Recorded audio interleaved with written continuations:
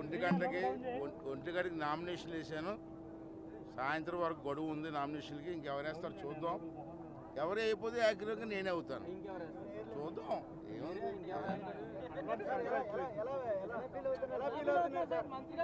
చాలా హ్యాపీగా ఫీల్ అవుతున్నాను. ఎందుకంటే 83 నుంచి నేను రాజకీయాలు ఉన్న 42 సంవత్సరాలు పెట్టున్నాను.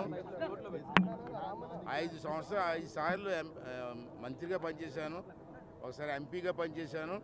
ఇది నాకు కొత్తగా ఆఖరు దశలో స్పీకర్ పోస్ట్ వచ్చింది, గౌరవమైన పోస్టు. ఆ గౌరవమైన పోస్టుకి ఏ భంగం కలగకుండా నేను కూడా గౌరవంగా ఉంటాను. అనుభవం వేరు, అది అనుభవిస్తే